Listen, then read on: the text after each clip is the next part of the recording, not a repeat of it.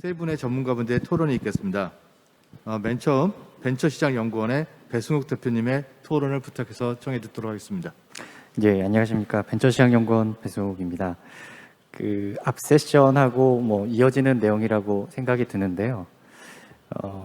저는 이제 이 조각 투자뿐만 아니라 이 블록체인 기술을 이용해서 이제 자금을 모집하는 이런 내용들을 보면, 제가 이제 학교에서 회사법 강의할 때 항상 첫 시간에 그 주식회사법 이 규제 체계가 왜 생겼냐를 이야기하는데, 이제 많이들 아시겠지만 그 영국에서 남의 회사 버블 사건으로 일반 대중으로부터 자금을 모집하는 권한은 당시에는 이제 아무나 할 수 없는 것이었는데, 그게 이제 국가로부터 권한을 받아서 일반 대중으로부터 자금을 모집했죠, 남의 회사가. 근데 이제 결국 그 내부적으로 비리라든지 많은 부정 행위를 통해서 일반 대중이 큰 손실을 봤습니다. 이제 그때부터 이제 공인회계사 제도라든지 회계감사 제도가 들어왔고, 이제 저는 근본적으로 이 블록체인 기술을 이용해서 조각 투자를 하는 것이나 기존에 저희가 자금을 모집하는 것이나 차이는 없다고 생각이 듭니다. 아주 간단하게 저희가 구조화를 시키면 어떤 사업을 하는데 일반인들로부터 자금을 모집해서 그걸로 이제 투자를 하는 거죠. 근데 이제 기존에 저희가 이제 증권은 저희가 많은 그 시행착오를 통해서 투자자 보호 체계를 지금 갖추고 있는 것이고, 근데 이제 블록체인이라는 신기술을 통해서 새롭게 자금을 모집해서 투자를 이제 하는 그 방식을 이제 그것도 하나의 이제 조각 투자라고 보는데, 그럼 근본적으로 동일한데 왜 기존의 증권은 투자자를 강하게 보호해야 되고 이 조각 투자는 그러면은 규제를 덜 받아야 되느냐? 사실 그 당위성에 대해서 생각을 해보면 결국 그 기술의 발전으로 비용을 감소시키고 그리고 효율을 높이는 이런 것이 전제가 되었을 때 이제 기술의 발전은 저희가 예측할 수 없기 때문에, 그런 경우에는 저희가 한번 이 규제를 좀 더 완화시키는 부분에 있어서 생각해 볼 수 있겠다. 근데 이제 제가 기술은 잘 알지 못하지만, 저는 법을 하는 사람이지만 이제 블록체인 기술 하시는 분들이랑 많이 이야기를 해보면 또 각자 또 이야기가 좀 다르시지만 대동소이하시지만, 현재 블록체인 기술과 저희가 이제 그 디파이라고 하는 그런 기술과 세파이라고 하는 지금의 이제 중앙 집권 체제의 중앙에서 이제 관리하는 그런 게 기술적으로 현재는 크게 차이가 없습니다. 오히려 기존의 체계가 기술이 더 뛰어난 측면도 있거든요. 보안이라든지 이런 부분에서. 그러면 왜 이 조각 투자나 이런 블록체인 기술을 이용한 자금 모집에 우리가 규제를 완화해줘야 되느냐? 이 부분은 이제 제가 방금 전에 말씀드렸지만 기술의 발전은 예측할 수가 없잖아요. 저희가 인터넷 처음에 나왔을 때 이렇게까지 저희가 우리 생활을 변화시킬 거라고 생각 못했듯이, 블록체인도 우리가 앞으로 그렇게 성장하고 발전할 수 있을 것이다라는 전제하에 우리가 규제 완화나 또 이런 것들, 자율 규제나 이런 것들을 생각하는 것이고요. 이제 그런 측면에서 저도 개인적으로 이거를 금지하거나 막는 거에 대해서는 부정적인 입장이고요. 다만 그러면은 이 지금 금융위원회도 고민을 많이 해서 사실 증권과 다르지 않거든요. 저희가 정의를 하지 못한다 뿐이지 일반 대중으로부터 이 어떤 가상자산이라는 토큰이라는 이걸 통해서 자금을 모집한다는 측면에서는 동일합니다. 제가 볼 때는. 그렇기 때문에 가이드라인은 굉장히 시적절했던 것 같고요.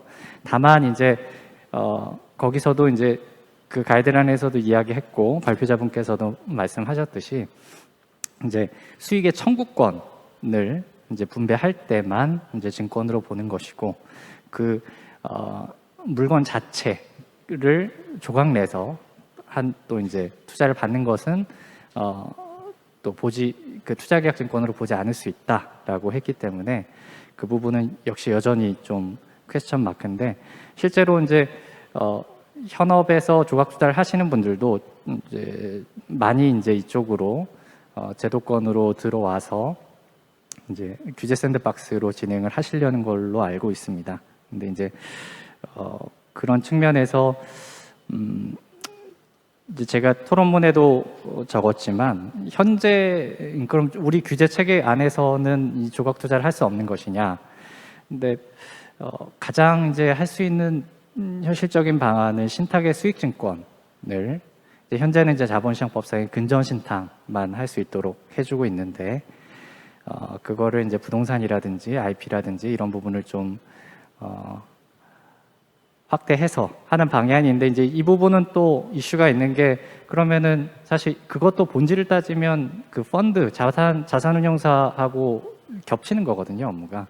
근데 사실 규제 형평상 자산운용업은 굉장히 강한 규제를 받고, 신탁수익증권은 상대적으로 덜 규제를 받는, 또 이런 규제의 차이, 그러니까 동일 기능 동일 규제라는 그런 원칙상 또 맞지 않는 것이죠. 그래서 이런 문제가 있지만, 현실적으로 지금 그 부분만 이제 해결이 된다면 지금 조각 투자가 어느 정도 운영이 될 수 있을 것이다. 다만 이제 유통 규제라든지 이런 부분은 굉장히 중요한 부분이기 때문에 그 부분은 당연히 현재로서는 현재 규제를 받아야 된다.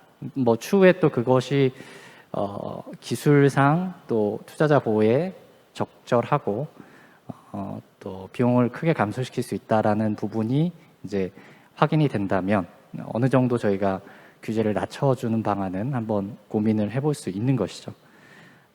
그래서 이제 발표자분께서 그 독일 전자증권법 말씀하셨는데, 굉장히 좋은 그 사례를 말씀해 주셨다는 생각이 들고요. 다만 이제 말씀하신 것처럼 독일은 이제 전자증권, 그러니까 암호증권을 물건으로 인정을 한 부분이 있고, 이제 우리 법 체계에서 이제 전자증권법상의 그런 유사한 제도를 도입했을 때, 이제 법 체계가 이제 저희는 이 물건이라고 봤을 때 그 유가증권성, 저희 이제 엄밀히 얘기하면 자본시장법상의 증권들은 유가증권은 아니거든요, 현재.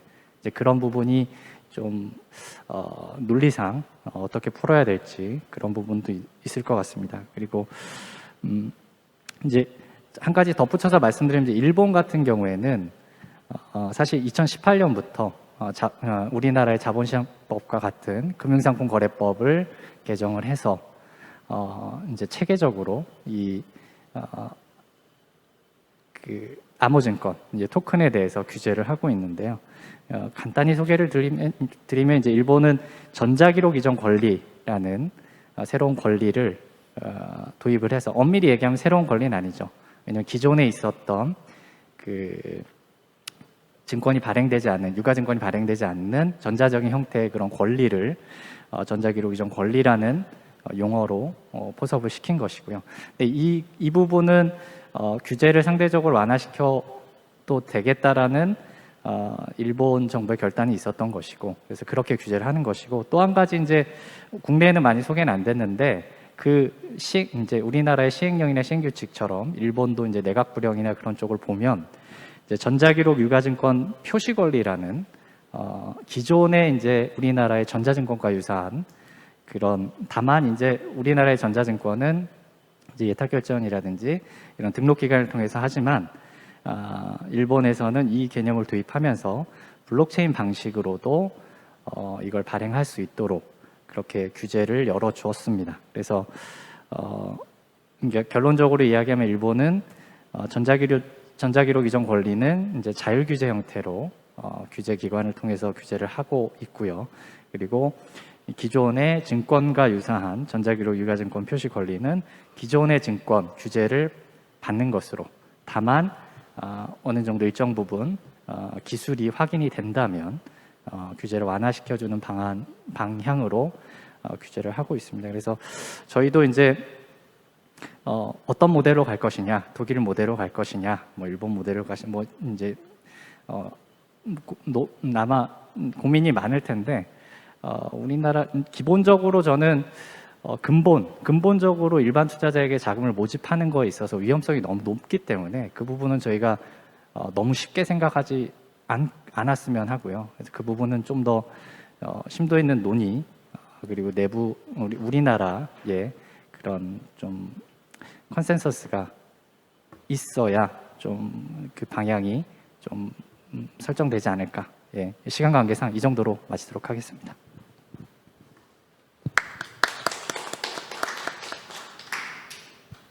네, 배승옥 대표님의 고견 감사합니다. 그러면 두 번째 토론자이신 한성대학교 미래플러스대학 한명직 교수님의 토론을 청해 듣겠습니다. 네. 안녕하십니까. 한국법제연구원의 법제포럼에 참여할 수 있게 되어서 영광입니다. 제가 토론을 맡은 제2주제에서는 김성근 교수님께서 올 4월 말에 금융위가 발표한 조각투자 가이드라인에 대해서 그 의의와 시사점에 대해서 발표를 해주셨습니다. 이런 중요한 주제에 대해서 발표를 해주신 김성근 교수님께 감사드리고 덕분에 많이 생각하고 공부할 수 있는 소중한 경험이었습니다. 발표문에서 말씀하신 여러 가지 지적과 견해에 기본적으로 동의를 하면서 저는 금융위의 조각투자 가이드라인에 대해서 저의 개인적인 의견을 드리는 것으로서 토론에 가름할까 합니다. 뮤직하우는 음악 저작권료 참여 청구권이라는 서비스를 내세우고 2016년대 설립이 되었습니다. 그리고 2018년 8월에 영업을 개시했습니다. 영업을 개시한 당시의 회원수는 10,000명이었습니다. 그러다가 작년에 91만 명이 되었고 현재는 약 110만 명의 규모로 가파른 성장세를 보이고 있습니다. 이렇게 차세대 재테크 수단으로 각광받는 과정에서 뮤직하우의 서비스가 인가받지 않은 유사 투자업이다 라는 민원 등이 제기되자 금융당국이 증권성 여부를 검토하게 된 것입니다. 여기에 추가해서 쟁점이 된 것이 발표에서도 말씀하셨듯이 플랫폼이 망할 경우에 소비자의 피해를 보존할 길이 없다는 것입니다. 이는 앞서 발표문에서도 살펴보았듯이 뮤직하우의 사업 구조에서 기인합니다. 뮤직하우는 자회사 뮤직하우 에셋이 원작자로부터 저작권 일부를 사들인 후에 저작권 협회에 신탁하고 저작권 사용료를 받은 권리인 수익권을 취득해서 이를 토대로 저작권료 참여권을 발행합니다. 뮤직하우 에셋은 뮤직하우와 저작권료 참여 청구권 양도 계약을 맺고 뮤직하우는 양도받은 권리를 쪼개서 투자자에게 판매하는 방식입니다. 이때 투자자가 뮤직하우 저작권료 참여 청구권 구매자인 것인데 이들은 주식처럼 본인이 자산의 그 보유자가 직접적으로 되는 것이 아니라 음악 저작권을 직접 보유하지 않고 뮤직하우를 통해 나오는 수익을 받을 권리만 사고 판다 하는 것이 좀 문제가 되었습니다. 이런 문제들이 제기되자 앞서 발표에서 말씀하셨듯이 올 4월 20일 증권선물위원회는 뮤직하우가 발행한 음악 저작권 참여 청구권이 자본시장법에서 의미하는 투자계약 증권이다 라고 판단했습니다. 뮤직하우가 다수의 투자자로부터 투자금을 받고 저작권료 청구권에 따라 수익을 배분하고 음악 저작권을 쪼개서 주식처럼 거래하고 음원 가격이 상승이나 하락에 따라서 투자자가 수익, 손해를 보는 사업 구조를 보유했다. 그런 점에서 금융투자업에 가깝다라고 해석을 한 것입니다. 그러니까 자본시장법상의 증권에 해당하는데 제대로 된 신고 절차를 밟지 않았다. 그러니까 불법 영업을 했다라는 말이 됩니다. 그러니 영업정지 같은 제재를 해야 되는데 그러면은 즉각 투자자 피해가 우려가 되니까 즉각 제재를 하지 않고 6개월의 유예 기간을 줬습니다. 그러면서 투자자 권리 재산을 사업자의 도산 위험에서 보호하고 투자자 예치금을 외부 금융기관 투자자 명의 계좌에 별도 예치하고 청구권 구조 등에 대한 설명 자료, 광고 기준, 약관 등을 마련해라 라면서 7가지 개선 조건을 요구했습니다. 그리고 그 직후에 지금 발표 주제인 금융의 가이드라인이 발표된 것입니다. 그러니까 뮤직하우는 6개월에 10월까지죠. 유예 기간 중에서 증권위가 요구한 사항들을 준수해야 되고 추가로 금융위가 발표한 가이드라인도 지켜야 합니다. 이런 1년의 과정을 보면 뮤직하우에 대한 제재는 취소된 게 아니라 지금 잠정 보류됐습니다. 아직 벌을 받지 않은 집행유예인 셈입니다.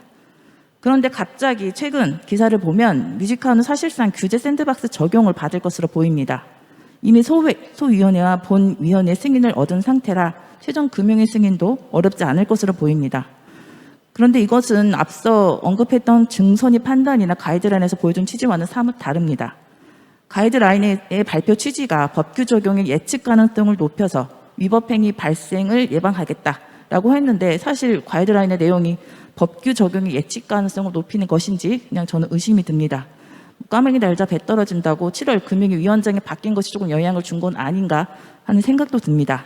특히나 금융위는 올 3월에 뮤직하우스 사업 모델에 대한 혁신금융 서비스 수요 조사 검토에서 현행 법 적용 가능성이 있어 신청 가능 대상이 아니라고 1차 결론을 냈었습니다.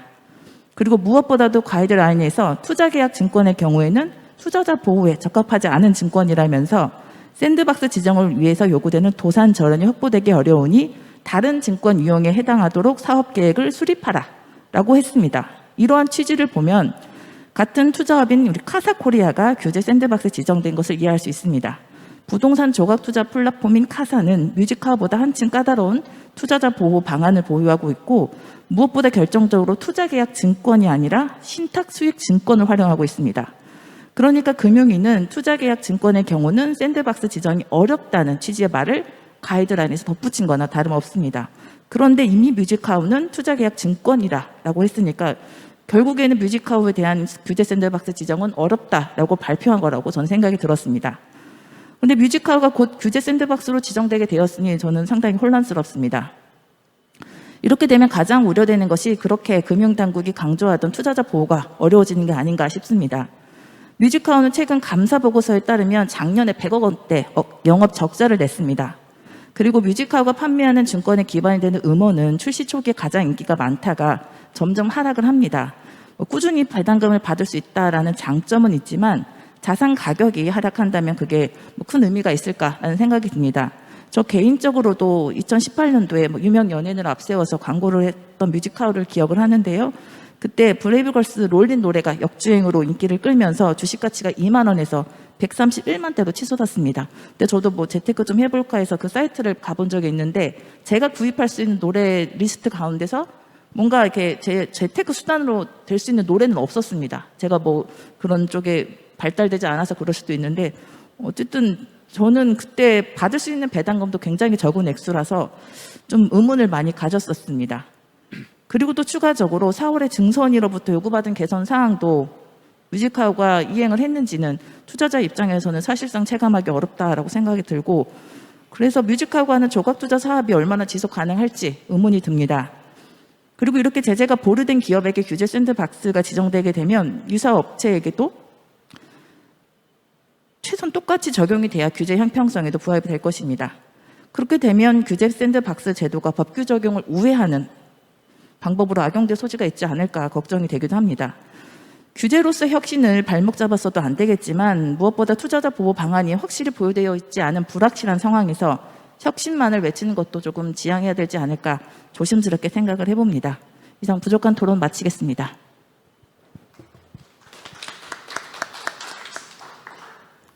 네, 한명진 교수님 말씀 감사합니다. 소정 의견 잘 새겨듣도록 하겠습니다.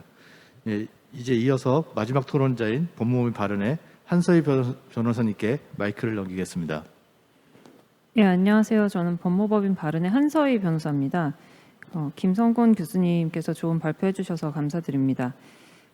오늘 제가 이제 말씀드릴 내용은 조각투자 등 신종증권 사업 가이드라인 및 투자계약증권에 대한 이야기인데 이 조각투자 관련 가이드라인이 이제 발표된 이후로 어제 사실 증권형 토큰 규율체계 정비 방향에 대해서 자본시장연구원이 발표를 했습니다. 이 두 개가 굉장히 좀 연관성이 있는 내용이라고 생각이 되어서 오늘 함께 말씀을 드리고자 합니다.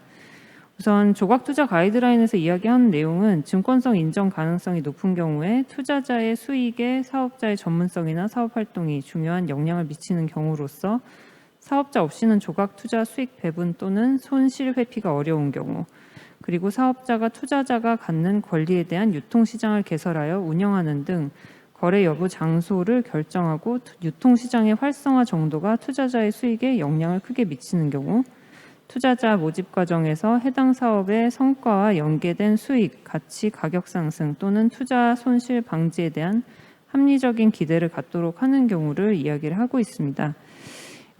이러한 증권성 판단 기준과 관련해서는 이제 사실 자본시장법에 나와 있는 기준들을 원용한 것인데 어제 그 정책 관련된 이제 발표회에서는 이런 증권형 토큰 판단과 관련해서도 이 조각 투자 등 신종증권 사업 가이드라인에서 이제 제시된 기준들을 적극적으로 활용하겠다라는 말씀을 하셨습니다. 그리고 이 부분과 관련해서 향후에 이제 가이드라인이 마련돼서 이 조각 투자와 관련된 내용과 함께 증권형 토큰에 대한 규제 방안도 역시 마련될 것으로 생각이 됩니다. 여기 이 어제 발표된 내용에 따르면 사실 비금전 신탁형 수익증권과 투자계약증권형에 대해서 토큰화를 하고 이것들에 대한 발행과 유통 체계를 이제 신설할 것을 이제 이야기를 하고 있고, 발행과 관련해서는 이제 뭐 오늘도 여러 번 이제 많이 나왔던 뮤직하우 관련된 이야기들과 같이 이제 발행하는 플랫폼이 있을 것이고, 유통 같은 경우는 이제 기존의 이제 조각 투자 플랫폼들은 사실 유통도 담당을 하고 있었습니다. 근데 이 조각 투자 가이드라인과 이 증권형 토큰 관련된 정책 방향에서 이제 동일하게 지적을 하고 있는 부분은 유통과 발행을 동일한 사업자가 하는 것에 이해상충 가능성이 있기 때문에 발행과 유통을 분리하겠다라는 취지이고, 그래서 발행은 발행대로 하되 유통과 관련해서는 이제 KRX의 디지털 자산 거래소를 설립할 예정이다라는 취지의 내용이 이제 담겨 있었습니다.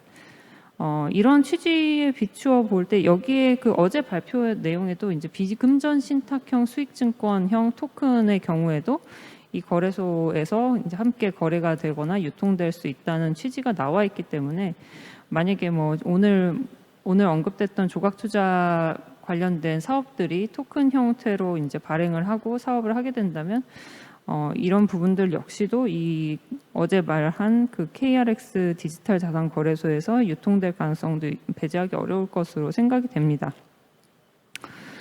그리고 아까 이제 김성곤 교수님께서 말씀해주신 내용 중에 암호자산 등록부 얘기가 나왔었는데, 지금 우리나라에는 암호자산 등록부를 활용을 하더라도 이제 전자증권법 내용 때문에 전자증권법상 전자등록부에 기재가 되지 않으면 권리 이전 효력을 받을 수가 없습니다. 그래서 이제 어제 발표 내용에 따르면 이제 미러링이라는 방식을 이용을 해서 이제 중복 기재를 하게 되는 이제 방식을 취하게 될 것으로 보이고, 향후에 자본시장법이 개정이 된다면 이 전자등록부와 동일한 효력을 갖게 되는 암호자산 등록부도 도입이 될 가능성이 있을 것으로 보여집니다. 근데 뭐 이 부분은 사실 앞으로의 정책 방향이기 때문에 누구도 뭐 예단할 수는 없겠지만, 만약에 뭐 암호자산 등록부가 독일에서처럼 이제 유용한 어떤 거래 수단이 되고 뭐 거래와 관련해서 효율성을 극대화시킬 수 있다면 도입할 의지도 있을 것이라는 생각을 할 수 있게 하는 대목이었습니다.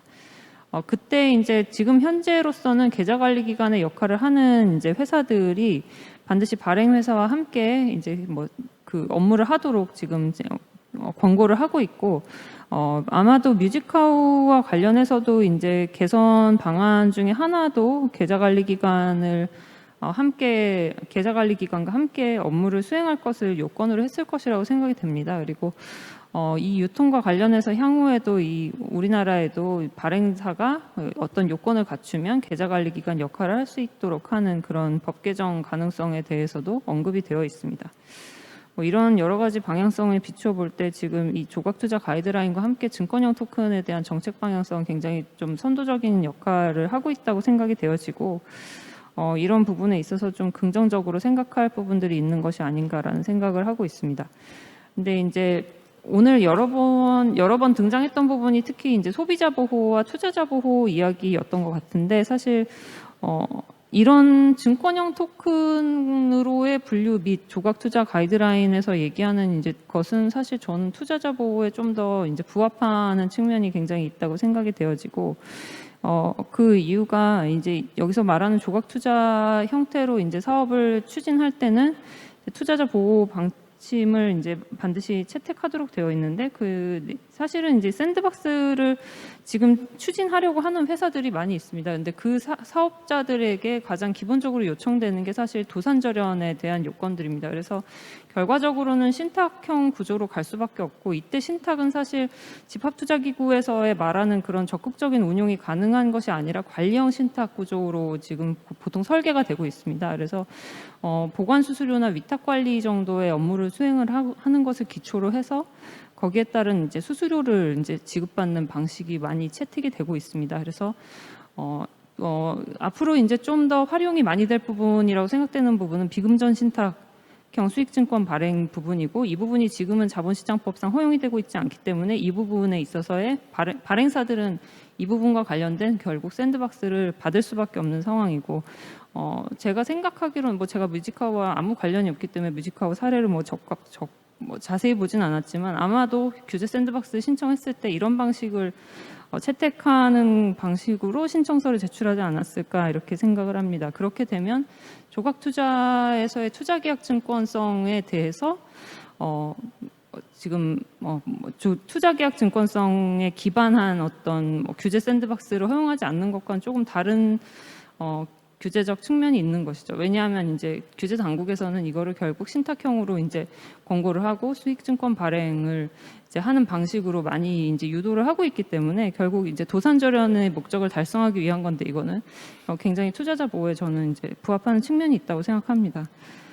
이런 여러 가지 이제 측면들이 많이 고려가 돼서 이제 새로운 금융 규제 혁신이 이루어지는 방향성이 좀 더 사회에 많이 긍정적인 영향을 미칠 수 있게 되기를 또 바라는 마음으로 오늘 토론을 마치도록 하겠습니다.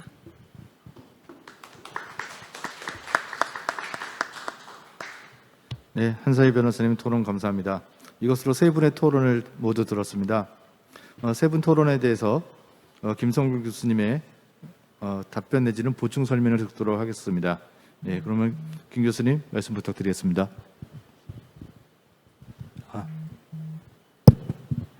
예, 저기 세 분 토론 잘 들었습니다. 어쨌든 짧은 시간에 이렇게 많은 이야기를 하려다 보니까 두서없이 이야기했는데 그래도 좋은 의견 많이 주셔가지고 감사드리고요.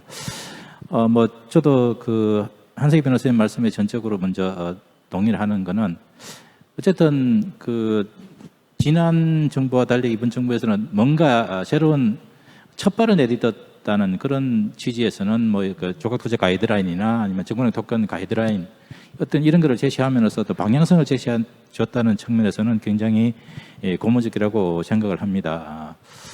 뭐 협회에서 있다 보니까 주로 이제 이런 회원사들의 고민들이 조금은 이런 쪽을 통해서 해소가 되는 것 같고, 그리고 저희 협회에서도 그래서 계속 올해는 뭐 주로 행사들을 조각 투자나 뭐 NFT 이런 쪽 이슈가 되는 그런 것들을 진행을 하고 있었는데, 그 중에 하나도 이제 여기 조각 투자 가이드라인 관련한 것도 이제 중요한 어떤 협회의 주요 이슈 중에 하나였습니다. 그리고 무직카우 관련한 그런 부분들은 저도 참 이게 보고 굉장히 난감할 것 같아요. 뮤직카우 실제로 지금 뭐 아까 한명진 교수님 말씀하시기에는 저도 거기까지는 미처 파악을 못했는데 이게 뭐 금융규제 샌드박스가 잘 안 될 수도 있다는 그런 취지로 말씀하신 것 같아요. 제가 올바로 이게 뭐 실제로 된다 하더라도 지금 뮤직카우 같은 경우에 만약에 이렇게 된다면은 이걸 다 투자계약 정권으로 본다면은 그리고 공시규제를 여기 적용을 한다면은 그러면은 각 공마다 공시규제를 해야 되는 건지 이거 아니면은 그때 묶음을 해야 되는 건지 묶음을 하면 결국에는 각 개별적인 그 공마다 어떤 그 투자 가치가 다를 텐데 그런 부분이 앞으로도 계속 문제가 될 것 같아요. 이게 뭐 한서희 변호사님은 어떻게 뭐 이렇게 금융규제 샌드박스가 어떤 식으로 통과될 거라는 그런 취지로 말씀하셨는데 저도 어떻게 될지 굉장히 참 초미의 관심사 중에 하나입니다. 우리 회원사는 아니긴 한데 어쨌든 조금 그래서 저희도 계속 그쪽을 접촉을 해서 지금 폴로업을 한번 하고 있는 중이고요. 그리고 이거 관련해서는 지금 뭐 아까 어제도 그 나왔었는데 당분간은 우리 금융위는 이걸 전향적으로 풀어줄 생각은 없는 것 같아요. 지금도 좀 전에 한 변호사님 말씀하셨듯이 이걸 투자계약증권으로 보든 정권으로 보든 당분간은 미러링 체제, 그러니까 예탁권의 어떤 그 시스템하고 맞물려 가지고 그리고 그걸 통해서 이제 투자자 보호라든지 어떤 그 데이터의 정합성 같은 거 이런 것들을 계속 보장을 하겠다고 하는 게 이제 당분간은 그 체제로 갈 것 같습니다. 그래서 뭐 이 체제에서 금융규제에 필요한 부분에 대해서는 금융규제 샌드박스를 적용을 해서 하라고 이렇게 하고 있는데 글쎄요 이게 뭐 과연 그게 효율적인 시스템인지는 모르겠습니다. 이게 투자자 보호나 아니면 이런 그런 부분에서는 조금 더 나은 낮다고 생각하니까 그런 체제로 갈 텐데 어쨌든 뭐 트렌드에도 맞지를 않고 그래서 뭐 저는 아까도 말씀드렸듯이 뭐 언젠가는 그게 언제가 될지는 모르겠지만은 이런 암호자산 등록부라든지 이런 부분들이 이제 언젠가는 그 국내에도 도입이 되지 않을까 그런 그 희망하고 기대를 가지고 그런 말씀을 드리면서 토론을 마무리하고자 합니다. 예, 감사합니다. 예.